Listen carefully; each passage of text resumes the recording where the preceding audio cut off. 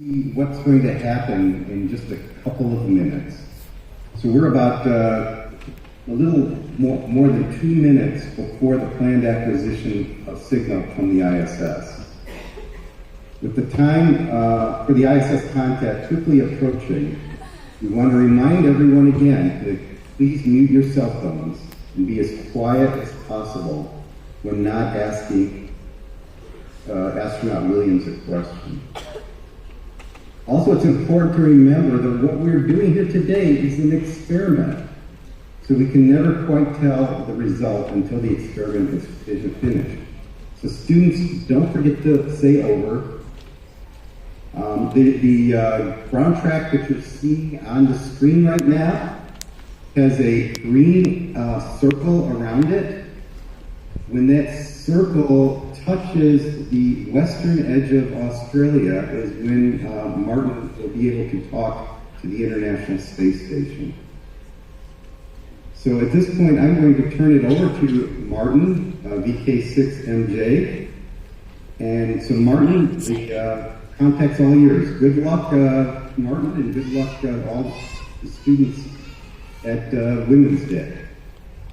Over to you, Martin. Thank you, Frank. We have just a few moments to go. The antenna is in position.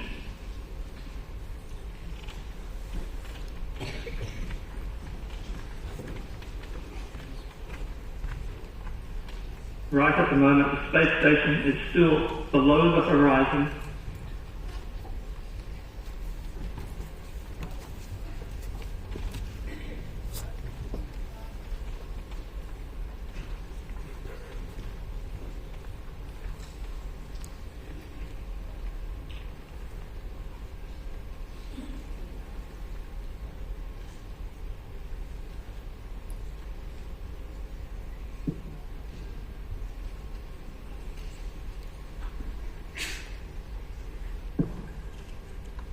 The antenna is under computer control.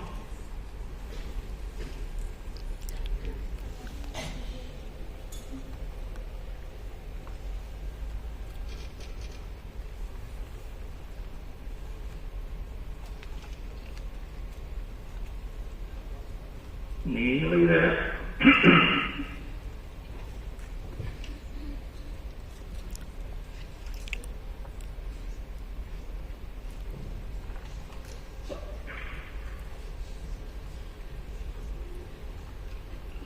Okay, here we go.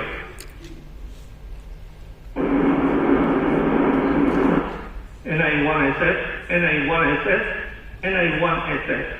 This is Victor Kilo 6 Mike Juliet in Perth, calling for a scheduled Paris contact. Do you copy? Over. Victor Kilo 6 Mike Juliet, this is November Alpha 1 SS. I've got you loud and clear, and welcome to the International Space Station, to the International Astronomical Union General Assembly in Cape Town, South Africa. Over. Thank you very much, Sonny. It's really nice to speak to you again. I'll pass you straight over to Cape Town. Let's have the first question, please. Go ahead. Hi, this is Hayley for Jalen. What inspired you to become an astronaut? Over.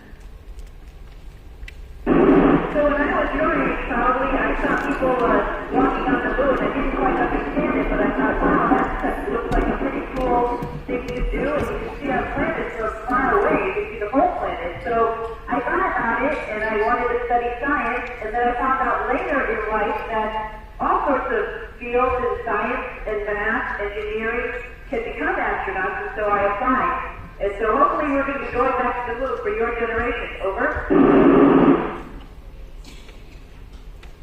This is Henry and James Jordan. What do musical instruments sound like on the ISS? Over.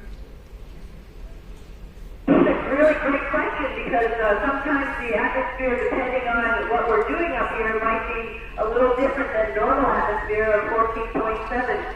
So when we change the atmosphere, sounds are a little bit different. That's for sure. So some musical instruments sound a little bit different. Even our voices sometimes sound a little different. Over. Hi, this is Catherine and Jonathan. How do you know what is up and what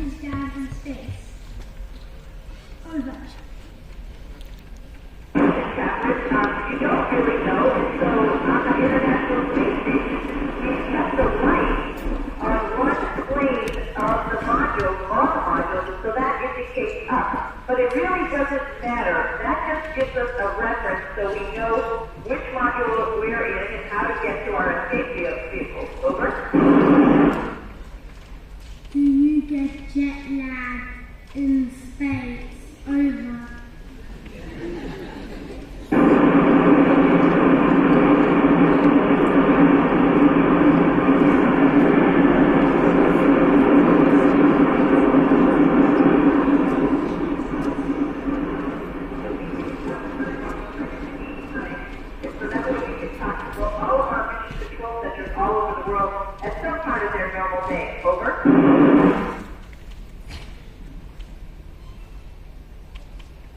How do you cope with the physical challenges of long-duration space flights? Over.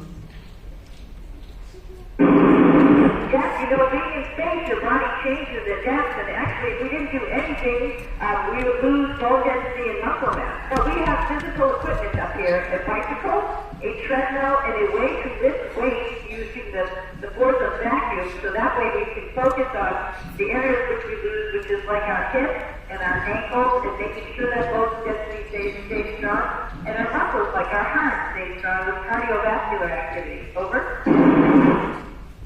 This is Jeremiah and Eli Cook. What happens if an astronaut gets sick? Over. Yeah, that is another great question. So we try to prevent getting sick by going into quarantine so we don't get any viruses or any type of bacteria before we come up here, and we're pretty clean because we don't want to get our crewmates sick that we leave. Up here, there's not much of that, so our immune system is not working super hard. But we could get sick, and we do have medical equipment up here for any type of trauma or nausea or sickness like that. And sometimes we fly with a doctor. On our flight, we have Dr. Michael Barrett up here. So if any of us, get a cut or a scrape, he's ready to do anything to help us. But we're all trained to help each other in case there's some major event, somebody maybe gets shocked or something like that. And then worst case, we have our spacecraft that we can go home in as a lifeboat. Over. This is Leo. How has the view of Earth from space influenced your sense of responsibility towards our planet? Over.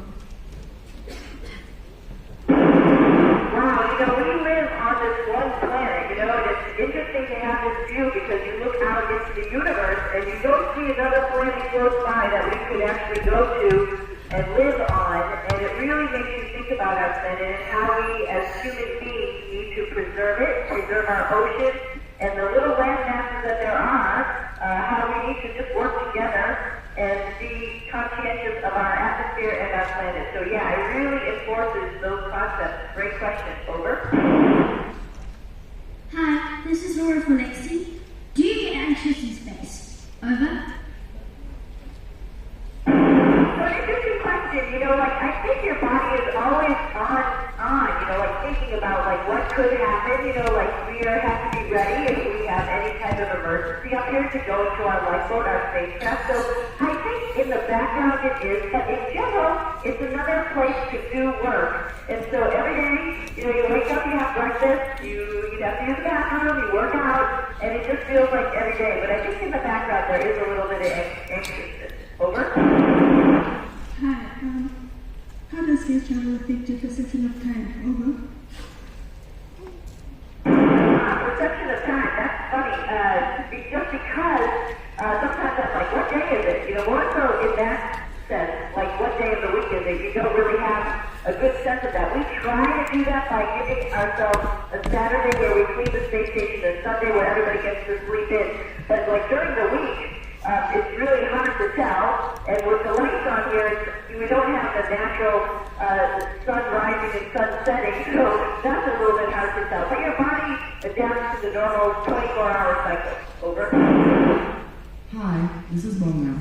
What signature move will keep us out in a space dance-off with a rival alien crew? Over. I thought of this question and I was thinking about it. We just made a little bit of a spoof on the Olympics video of all the amazing things that we could do up here because we don't have gravity. So I think my signature move is the pommel horse, and I'd like to see an alien compete with me on that one. Over. Hi, this is Haley. What is a typical day like for you in space? Over. So a typical day different, which is really cool. You wake up and there's a timeline, and like for example, this morning I had to do a little bit of maintenance on the toilet, make sure that works okay. I'm also doing a hand pass with you. I'm working out. I'm checking out some emergency equipment. Some days we might be getting ready to do a spacewalk and working on tools or driving the robotic arm. So every day is different, as well as, I forgot to mention all the science experiments we're doing. Gene sequencing, for example, doing all sorts of amazing stuff up here. Over. Hello, this is James and Haley's your daughter. Do you grow your own food on the ISS? Over. So we do, at some point. We have had strawberries and lettuce growing up here. We have an experiment called veggie, which I think we're getting ready to grow some more stuff. But it's not the common thing at this moment in time. We're trying to figure that out. I did an experiment where we were trying to figure out hydroponic feeding of plants. Wasn't with real plants, but it was just with the idea of capillary flow and how that would work and how we could do that better. Over. Hi, this is Catherine Andreasen. What is your favorite space food? Over. My favorite space food. You know, a lot of it is pre-made, and that's okay, but it's a little bit bland, and so I like to add some spice to the normal stuff like, chicken dress or lasagna. But my very favorite is actually a rehydratable food called tvorik, which is a Russian cottage cheese, which has a little bit of sugar and some nuts in it, and it's really tasty. Over. Can you see Table Mountain from space? Over. That is a great question, and the answer is yes. Have I seen it personally? Not yet. I looked it up on the internet because we do have that connection sometimes, and now I'm going to take a picture of it when we fly over South Africa. So thank you for bringing that to my attention. Over. What is the most breathtaking moment you've experienced in space? Over.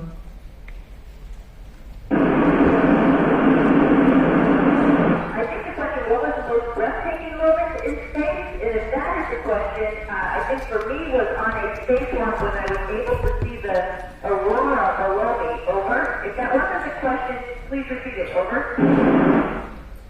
This is Victor 6 Mike Juliet. We're going to have to leave it there because we're getting very close to LOS. Thank you, Sunny, and over to Cape Town to say thank you. Go ahead. On behalf of the IAU General Assembly and over 2,000 astronomers from around the world, and everyone in the room today, we send you greetings and our sincere thanks for inspiring us all. Can we all put our hands together for a very